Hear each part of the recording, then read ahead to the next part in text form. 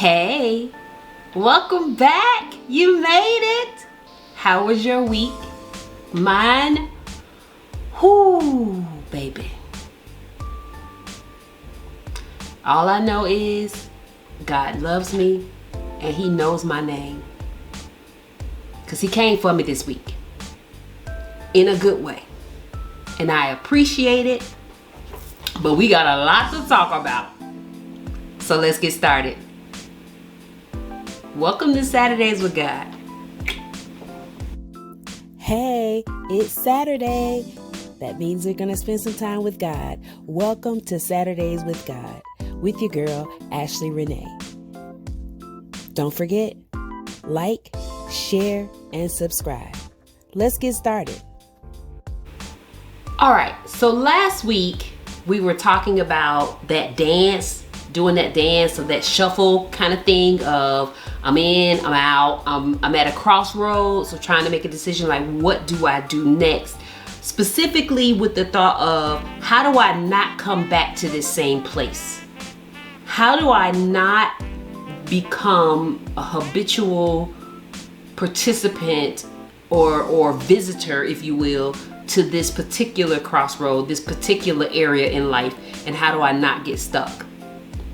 I don't want to get stuck at a crossroad, but who really does? Nobody. So one of the things that kind of came up for me this week was the records that play in our minds. Those things that have been planted and have taken up root, that you have on repeat in your head. Let me make this more practical, more real for you. So you go to do something new and adventurous, and you know that it's God, you know that doors have opened for you, but when you get in there, when you get to the place, there's this voice in your head that says they're not gonna like you. You're not worthy, you're inadequate. You might as well quit now because they're gonna fire you once they really find out who you are. Sound familiar? Maybe not on a job scale, maybe on a relationship scale. Like you enjoy the whole getting to know people, but do they really enjoy getting to know you? No, because you got a wall up. Because that voice says they're going to reject me, so I'm gonna have fun with this, and then when it gets to be something too serious, I'm going to go ahead and reject them first so they can't do it to me. Now, I'm gonna say this. If you are a visitor, please like and subscribe. Love for you to stay around. But if you've seen any of my previous Saturdays with God, you know that everything that I'm describing is me. Real talk, me. So I've had a wall up because I know I've been rejected, and that voice from my experience says you've been rejected and you're gonna be rejected, so it's no need for you to even let them all the way in. As a matter of fact, go ahead and just nip it in the bud now. And for any guy that I dated when I was younger and you felt like, this is before ghosting was popular, and I shouldn't say popular, before ghosting was a thing. If I ghosted you, I apologize. Okay. That being said, that recording that plays over and over in my head, the one that we're going to talk about today is fear. So I'm going to take you back a little bit. If you are under the age of, I don't know, 18, unless your parents were really into music and old school music at that, or you were a DJ or old school DJ, you may not have ever seen one of these before. This is an album, okay?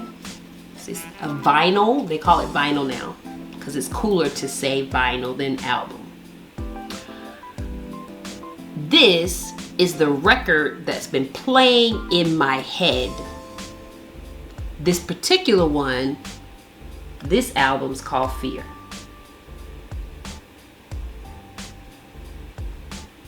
Now, there's some pretty major hits on this album. So you've got number one hit, Fear of Failure. Okay. You've got Fear of Success. Now, if you don't have a fear of success, or you're saying, how can you be afraid of success? There's a lot of people afraid of failing and afraid of it working. Because if it works, that means I have to change. If it works, that means I gotta continue to work. There's other reasons people are afraid of success as well. Afraid of being alone. Number one on the album, fear of rejection and abandonment. Those particular fears are from experience. So I've been rejected and I've been abandoned, and those are more so like, I don't want to repeat, but because I'm so afraid of it, it keeps coming. All right. And then finally, fear of change. Can I keep everything status quo? I don't want nothing to change. I just want it to stay the same. But change is inevitable. All right. So this is the album. Whoops. This is the album that has been playing in my head for the last, I'll say, so here are the top hits. 2 Timothy 1:7. God has not given us the spirit of fear, but of love, power, love, and a sound mind. There's actually a song that says, God has not given us the spirit of fear, but the Lord has given us power. Like it was back in the day when they'd be dancing like this. God has not given. Okay. Yeah, 2 Timothy 1:7. That's a big hit. Okay, and this one is the number one on the album. 1 John 4:18. There is no fear in love. But I love him, but I'm afraid he gonna leave me. There is no fear in love. But what if he did? What if she don't, like, I'm scared she gonna do something. There's no fear in love. But perfect love. Let me say, God's love drives out fear. Because fear has to do with punishment. The one who fears is not made perfect in love. How do you get perfect in love? Through the love of Jesus Christ. Number one hit on the album. All right, number 3. This is a pretty good song too. Proverbs 29:25. Fear of man will prove to be a snare, but he who trusts in the Lord is safe. Fear will trip you up. Yeah, it will. All right, moving on. On this album, we got Philippians 4:6. Be anxious for nothing, but in everything by prayer and supplication with thanksgiving, that's gratitude. Let your requests be made known to God.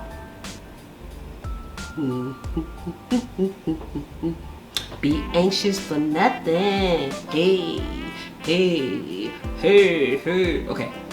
And then finally, well, this one has a bonus record, but this is the one on the album. Hebrews 13:6. So we say with confidence, The Lord is my helper. Whom shall I be afraid? I mean, what can mere mortals do to me? Okay. You gotta really have some confidence. Be like, psh. Or you know what? Tasha Cobb preached a sermon one time. It was called, "Who Gonna Check Me, Boo?" I ain't gotta be afraid of you. The Lord is my helper. My baby does that all the time. Okay, now here's the big one. This album comes with a bonus record or a B-side, depending on how old you are. Romans 8. I'm just gonna sit that right there. Romans 8, the whole chapter. For I am convinced that nothing can separate me from the love of God. I'm paraphrasing or summarizing. Is that summarizing? I'm summarizing. Bottom line, period. I am convinced that there is nothing that can separate me from the love of God. Period. Check that one out. It's hot off the charts. So I'm gonna put this back in the sleeve, but I really need to start playing it so much that just like every other song out there, like I can recite a Lecrae song like nobody's business. Andy Mineo KB, the 116 crew, I can recite all their music, but I need to start reciting this, right? Like I need to know this by heart. So when those other songs, when that other record tries to play, I can simply slide this right on in, like, There is no fear in love. For perfect love casts out all fear. Period. So what do we do with this? I've never broken a vinyl record before, but you know, you've seen it. If you ever watch any of the old school rock and roll videos, they smashing guitars, they smashing everything, just going ham.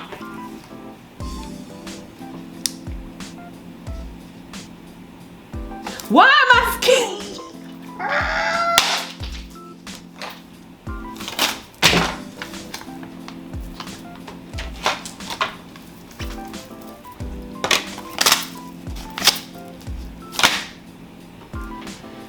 It's time to move on to the next level.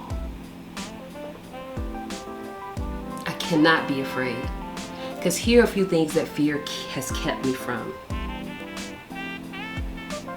If God has not given me the spirit of fear, but of power, love, and a sound mind, another version reads that as power, love, and self-discipline. For me, there are certain things that I felt like I didn't have any power. I say I love, but if I love, my love comes from a place of fear. Am I really loving? Am I? And I'm not saying, like, if you believe you love somebody, you may genuinely do, but there's a better love. There's a better way to love.